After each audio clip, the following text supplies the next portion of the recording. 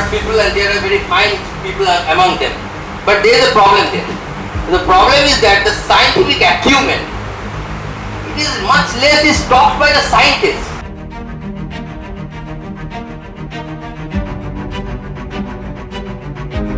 Corner they're pointed a finger at simply because they are the majority community. That is what he says is the majoritarian myth.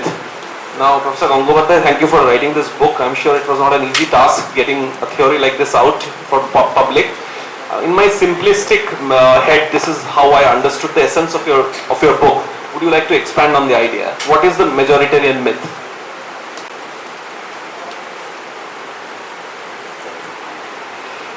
So, namaskar and thank you particularly Alodi for calling me here, and Deep, thank you for reading my book. So the idea, this majoritarianism, it is essentially coming what I call cultural Marxism. Cultural Marxism is a European phenomenon. It happened in Germany, Frankfurt School, a group of academicians. They developed these theories, and of course there's Antonio Gramsci, who was the leader of the Italian Socialist Party. His writings, his prison notebooks, they actually immensely contributed to development of this theory. So how did it go? So essentially, if you look at communism, it was dying in Europe. Why was it dying? Because the atrocities from Russia, Siberia, they are all surfacing up, right? Gulag, what happened, and Alexander Solzhenitsyn has very insightful books. So what these guys have done in the Marxian theory, there is a term, technical term he uses, base and superstructure. So the base is economics. So this production process, that's the base. So to change society, Marx says you have to change the economics. And that's how the idea of the socialist state comes along. But if you look at cultural Marxism, the base is not economics. The base is cultural identities. In the economic Marxism, any problem happens, it is always the bourgeoisie who is sort of guilty, right? The proletariat is always sort of nice. They can't do any wrong. Same thing is Gramsci saying here. He talks about the hegemony, right? Hegemony wise, a group has hegemony, and they are always any individual conflict. The person with the group identity, with the hegemonic group identity, is always guilty. Right? Person with a group identity of the non-hegemonic group identity is always innocent. And then it is translated, the majority they are having sort of the hegemony, and that's why they are always the guilty. Irrespective of the actual facts, or irrespective of actually what happens. So this is how this theory got developed over time. Yeah, please. So, on the question of caste, I want you to spend some time on talking about it. Who do you think addresses or have addressed caste till now better? Cultural Marxism in the Indian context or Hindutva? That's a very profound question. And it has a profound answer, is there in Aurobindo Nirakandanji, his book, Hindutva. So if you look at this idea of this caste, so it is a very nuanced concept. We all have our identities in a way, right? Now we are gotten rid of the old caste, but new caste systems are there. Here in the last 2-3 days I am talking to different people, right? And now you can actually measure it up, who is conversing with whom, or all these kind of things, right? You will see there is sort of a thing. I mean, me an academician, academic, I am talking about the fellow academics more. Journalist, I am talking with the journalist more. Defense persons are talking to the defense person more. So this is not a human nature. We like to talk to more about the people we share our domain expertise, our knowledge with, our experience of the world with. Caste or jati, as it is usually called, they actually grew nothing more than that. It was a very flexible sort of thing, and it was a, so I have, it is a, I can have a 3-day workshop on caste itself. So I won't stretch it too long, but I'm just giving you the broad synopsis. It was basically a very flexible thing, and when we were the big people, when Bharat was the big people, and we are expanding, we included people. So there are people who came from the outside, right? Sakas, Hunas. They are included in our society as Kshatriyas, right? In our northwestern or western sort of provinces. So we are kind of inclusive in that sense. We are not excluding people. But then came our days of misery. We are being colonized. A big colonization for a millennia. And that time what we are shrinking. And then we are shrinking, then what will happen, that we will sort of increase the misery and become very rigid about these identities. So it is a very nuanced thing. Now if you look at the current context of course, the question you are saying Hindutva. So Hindutva versus cultural Marxism, right? So Hindutva always they want to create a society, a powerful society, and they understand one thing: there is no unified society, there is no powerful society without the unity of the people. So naturally, if you look at just the theory wise, Hindutva will be more sort of appreciative of forging and caste unity, right? You can go back to Savarkarji. He was the first person who said, no, the untouchability has to be removed, and all the mass sort of the where people sit together and dine together. So all the people from different castes.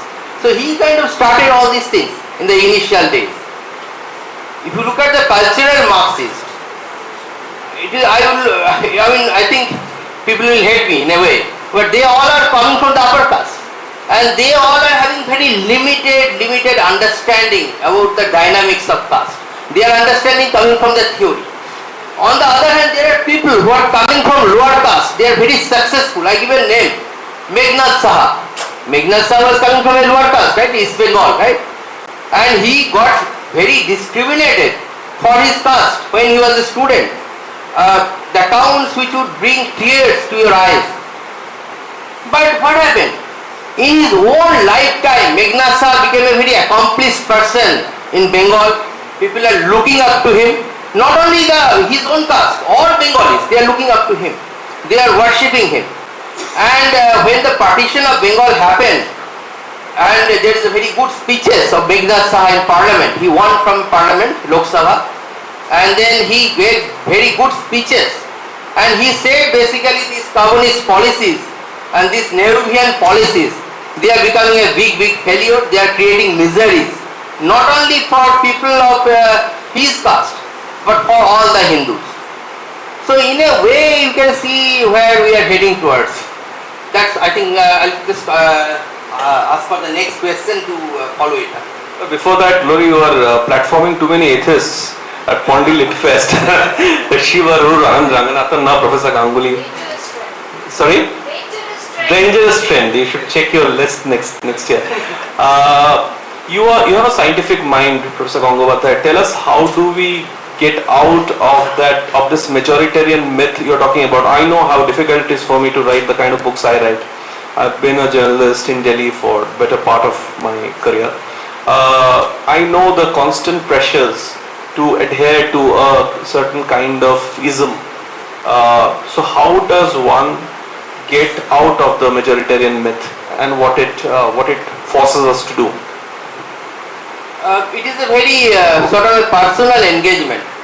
My maternal grandfather, he was a whole-timer in the Communist Party. My father was communist for a quite long time of his life. He became a lapsed one. But and I am sort of thankful. I have dedicated my book to my father for that reason, probably. This book also goes to cultural Marxists. So what I would say that when I grew up, I mean most of my relatives, they were like leftists. And because my grandfather was there, I used to listen to these base superstructure theories when I was 6. Yeah, so I know these theories inside out. But what I like to see things, what is the consequence not what does it say. If I see the consequence, West Bengal, forgive me if I'm a parochial, but it was the best province of India 100 years ago. Bengal, I would say. Now it is, I don't want to use the word, but it is definitely not one of the best ones. Definitely not in Indian domain. How did it happen? It happened because the communists, they took over the entire intellectual space, the entire cultural space. That's how it has happened. And now I see it being replicated all over India. So I was sort of very aghast with the consequences. And I saw it is coming from the academia, from the academic theories. Thankfully I was young, I was still not very impractical. So I did not try to do a PhD in a sociology department and change it. That would have been disastrous for myself and for writing this book.